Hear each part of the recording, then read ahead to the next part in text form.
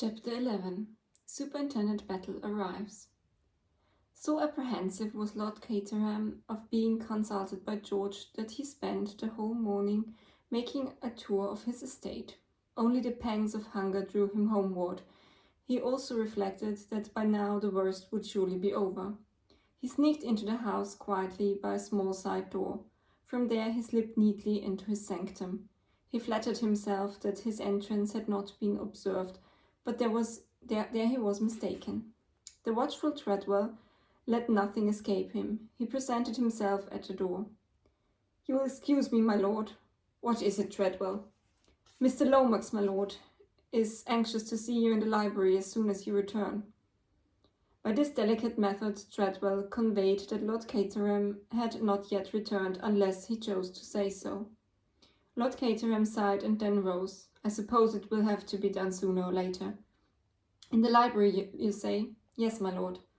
Sighing again, Lord Caterham crossed the wide spaces of his ancestral home and reached the library door.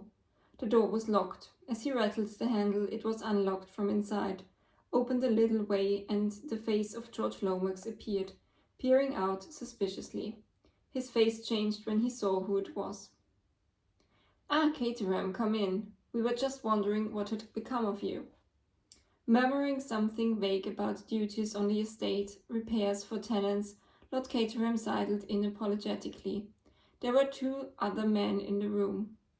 One was Colonel Melrose, the chief constable. The other was a squarely built middle-aged man with a face so singularly devoid of expression as to be quite remarkable. "Superintendent Battle arrived half an hour ago," explained George. "He has been round with Inspector Bodgeworthy and seen Dr. Cartwright. He now wants a few facts from us." They all sat down after Lord Caterham had greeted Melrose and acknowledged his instruction to Superintendent Battle. "I need hardly tell you, Battle," said George, "that this is a case in which we must use the utmost discretion." The superintendent nodded in an offhand manner that rather took Lord Caterham's fancy. "That will be all right, Mr. Lomax, but no concealments from us. I understand that the dead gentleman was called Count Stanislaus. At least that is the name by which the household knew him. Now, was that his real name?" "It was not." "What was his real name?" "Prince Michael of Czechoslovakia." Battle's eyes opened just a trifle, otherwise he gave no sign. "And what, if I may ask the question, was the purpose of his visit here? Just pleasure?" "There was a further object, Battle, and all this in the strictest confidence, of course." Yes, Mr. Lomax." "Colonel Melrose?" "Of course." "Well then, Prince Michael was here for the express purpose of meeting Mr. Hermann Isaacstein. A loan was to be arranged on certain terms." "Which were?" "I do not know the exact details. Indeed, they had not yet been arranged. But in the event of coming to the throne, Prince Michael pledged himself to grant certain oil concessions to those companies in which Mr. Isaacstein is interested. The British government was prepared to support the claim of Prince Michael to the throne in view of his pronounced British sympathies." "Well," said Superintendent Battle, "I don't suppose I need to go further into it than that. Prince Michael wanted the money, Mr. Isaacstein wanted oil, and the British government was ready to be the heavy father. Just one question. Was anyone else after those concessions?" "I believe an American group of financiers had made overtures to His Highness." "And been turned down, eh?" But George refused to be drawn. "Prince Michael's sympathies were entirely pro-British," he repeated. Superintendent Battle did not press the point. "Lord Caterham, I understand that this is what occurred yesterday. You met Prince Michael in town and journeyed down here in company with him. The prince was accompanied by his valet, a Czechoslovakian named Boris Anchukov. But his equerry, Captain Andrassy, remained in town. The prince, on arriving, declared himself greatly fatigued and retired to the apartments set aside for him. Dinner was served to him there, and he did not meet the other members of the house party. Is that correct?" "Quite correct." This morning a housemaid discovered the body at approximately 7:45 a.m. Dr. Cartwright examined the dead man and found that death was the result of a bullet fired from a revolver. No revolver was found, and no one in the house seemed to have heard the shot. On the other hand, the dead man's wristwatch was smashed by the fall and marks the crime as having been committed at exactly 11:45. Now, what time did you retire to bed last night? We went early. Somehow or other the party didn't seem to go, if you know what I mean. Superintendent, we went up about 10:30, I should say.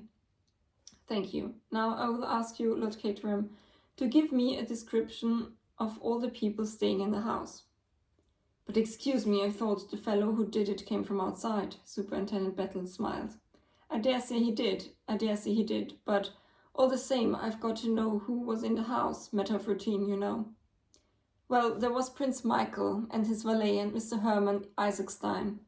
You know all about them. Then there was Mr. Eversley, who works in my department, put in George condescendingly, and who was acquainted with the real reason of Prince Michael's being here? No, I should not say that, replied George weightily. Doubtless he realized that something was in the wind, but I did not think it necessary to take him fully into my confidence. I see. Will you go on, Lord Caterham? Let me see, there was Mr. Hiram Fish. Who is Mr. Hiram Fish? Mr. Fish is an American. He brought over a letter of introduction from Mr. Lucius Scott. You've heard of Lucius Scott? Superintendent Battle smiled acknowledgement. Who had not heard of Lucius C. Scott, the multimillionaire? He was specially anxious to see my first editions. Mr. Gott's collection is, of course, unequaled, but I've got several treasures myself. This Mr. Fish was an enthusiast. Mr. Lomax had suggested that I ask 1 or 2 extra people down here this weekend to make things seem more natural. So I took the opportunity of asking Mr. Fish. That finishes the men. As for the ladies, there is only Mrs. Revel, and I expect she brought a maid or something like that. Then there was my daughter, and of course the children and their nurses and governesses and all the servants. Lord Caterham paused and took a breath. Thank you, said the detective. A mere matter of routine, but necessary as such. There is no doubt, I suppose, asked George ponderously, that the murderer entered by the window? Battle paused for a minute before replying slowly. There were footsteps leading up to the window and footsteps leading away from it. A car stopped outside the park at 11:40 last night. At 12 o'clock, a young man arrived at the Jolly Cricketers in a car and engaged a room. He put his boots outside to be cleaned. They were very wet and muddy, as though he had been walking through the long grass in the park. George leaned forward eagerly. Could not the boots be compared with the footprints? They were. Well, they exactly correspond. That settles it, cried George. We have the murderer, this young man, who... What is his name, by the way? At the inn he gave the name of Anthony Cade. This Anthony Cade must be pursued at once and arrested. You would need to pursue him, said Superintendent Battle. Why? Because he's still there. What? Curious, isn't it? Colonel Melrose eyed him keenly. What's in your mind, Battle? Out with it. I just say it's curious, that's all. Here's a young man who ought to cut and run, and he doesn't cut and run. He stays here and gives us every facility for comparing footmarks. What do you think, then? I don't know what to think, and that's a very disturbing state of mind.